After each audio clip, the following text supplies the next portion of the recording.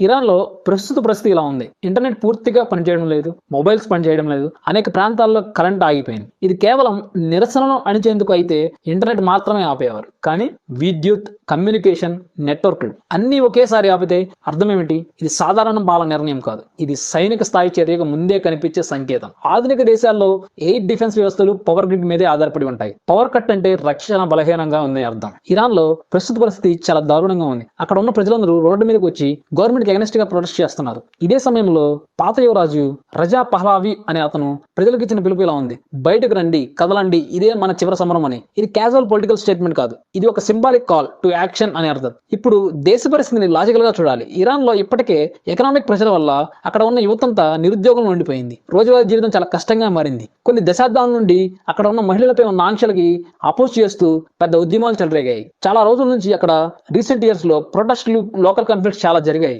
ఇవన్నీ కలిసినప్పుడు ప్రస్తుత ప్రభుత్వ పరిపాలన చాలా స్ట్రెస్ఫుల్ గా, అన్స్టేబుల్ గా, ఇంటర్నల్లీ ప్రెషర్ తో ఉంటుంది. ఇప్పటి వరకు పశ్చిమ ఆసియాలో చాలా ప్రభుత్వాలు డౌన్ ఫాల్ అవ్వడానికి మెయిన్ రీజన్ ఫారెన్ అటాక్స్ ద్వారా కాదు, మిలిటరీ ఇన్విజన్స్ అసలు కాదు. అసలైన డౌన్ ఫాల్ లోపలి అసంతృప్తి కారణంగా మాత్రమే. అంటే ఆ కారణాలు ఏంటంటే country internal tensions, political instability, public anger, youth frustration. ఇలాంటివన్నీ డౌన్ ఫాల్ అవ్వడానికి మెయిన్ రీజన్స్. ఇది గాజా గురించో కాదు, లెబనాన్ గురించో కాదు. ఇది అసలు యుద్ధం కాదు, ఇది ఒక వ్యూహం. ప్రపంచం చూస్తుంది హమాస్, హజ్బుల్లా, హౌతీలు దీనికి కారణమని.